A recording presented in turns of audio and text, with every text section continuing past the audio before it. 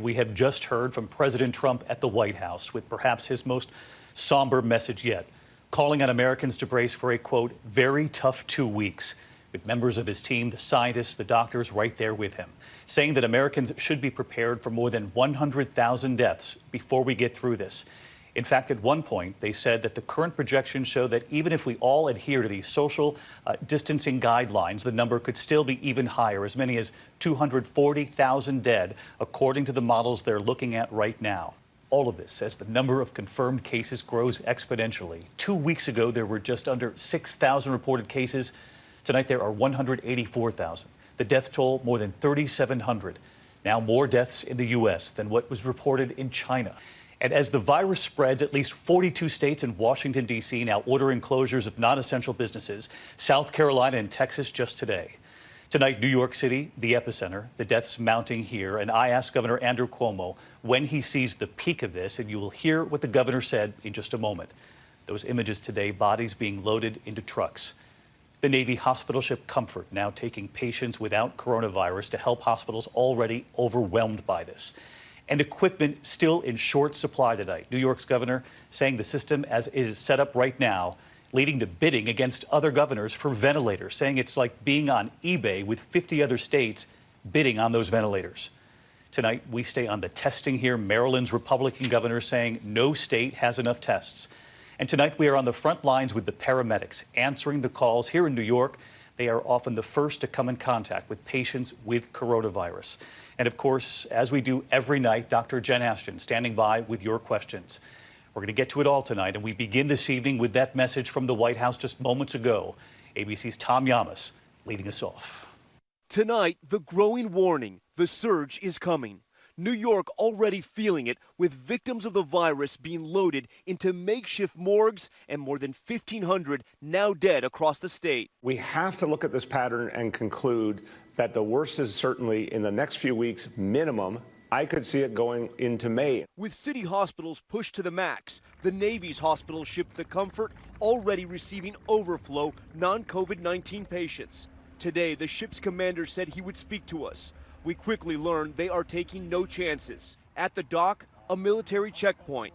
They take our temperature, asking us a series of questions. Do you have any nausea, vomiting, fever, loss of appetite, weakness? None of those symptoms. We have to Skype with the commander from land. Only naval and medical personnel allowed on board. He tells me the magnitude of this mission hit him when they sailed past Lady Liberty. It's unbelievable. It really hits home the impact of what we can do to help the citizens of New York. This is absolutely huge. It meant so much to me. I've been in the service for 36 years, and this is the most significant and heartfelt welcome of anything that I've ever done in my life. The gravity of the crisis felt across the country as hospitals and state governments battle to get ventilators, one of the critical tools in the fight against the coronavirus. It's like being on eBay with 50 other states bidding on a ventilator. That's literally what we're doing. Overnight, Governor Cuomo asked by David about the timeline and when this virus will peak in New York. Governor, you talk about the apex, the peak of this. I know you're relying on your own scientists behind the scenes. What do the numbers tell you about when New York City, when New York State could see this apex? You know, David, that's the hard part. But we have a range of anywhere from about 1 week for the apex, some people saying another 21 days. Every model, however, shows it well over the capacity of the healthcare system.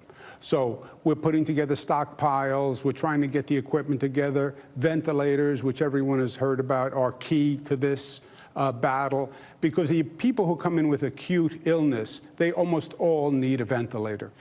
So every projection says it's over capacity. When we don't know, 7 days to 21 days. I love you. I love you too, babe. In Queens, doctors and nurses scrambling around the clock. It's been 17 hours since I got here this morning at 7 o'clock. I arrived, there's been no ICU beds. We've had multiple resuscitations and intubations. Patients are critically ill. You don't have the opportunity to sit down, to eat, to drink, barely to go to the bathroom. The most disconcerting thing is that we're losing staff members Our nurses are sick. Dr. Luz Aras and her husband, a doctor, have been working at their practice to ease the crush of patients at nearby hospitals. This virus is so contagious. It's like fighting a monster with a water gun. Her husband now hospitalized with the virus. I think that was the hardest thing. We've been together for so many years. Oh, I'm so sorry. The president today calling the virus a plague, warning the country faces tough days ahead. I want every American to be prepared for the hard days that lie ahead. We're going to go through a very tough 2 weeks. You're going to start seeing some real light at the end of the tunnel, but this is going to be a very painful, very, very painful 2 weeks. Cases popping up across the country. In Austin, Texas, 28 college students returning from spring break in Mexico and testing positive for the virus. Tonight, the Army Corps of Engineers racing to build more than 340 field hospitals across the country. This one in a convention center in Detroit, where cases are already spiking. The mayor fearing they're facing a crisis like in New York. We could be in that situation in 2 weeks if we don't keep our distance from each other. And the governor of Maryland now pushing back against the president's claims the problems with testing have been resolved. Yeah, that's just not true. I mean, I know that they've taken some steps to create new tests, but they're not actually produced and distributed out to the states. No state has enough testing. But tonight, signs of hope for some patients like 44-year-old Titu Pumachan, a father of 3 who has been on a ventilator and was put on that experimental Ebola drug, remdesivir. Tonight, he's awake and talking. It was devastating, and knowing he was there all by himself was really hard. But yeah, we almost lost him, and it was a really, really scary time. Very scary time. Tom Llamas leading us off again tonight. Tom, we heard the president there in your piece just moments before we came on the air tonight, telling Americans to expect a very, very painful time in the next 2 weeks, were his words. Governor Andrew Cuomo telling me overnight in that interview that he's expected that these guidelines could go beyond April 30th, that they're prepared for that possibility. And the president even talking about the images this country is now seeing out of New York. Of course, the makeshift morgues all over the city. That's right, David. Actually, the president addressing the images our viewers just saw in the report we just aired right there, talking about the doctors and nurses going to those hospitals in Queens like they're walking into battle, and then describing the moment when he saw those Americans who have died from COVID-19 being loaded into freezer trucks, he called them, tractor trailers, saying nobody could imagine that, David. Tom Llamas leading us off again tonight. Tom, thank you.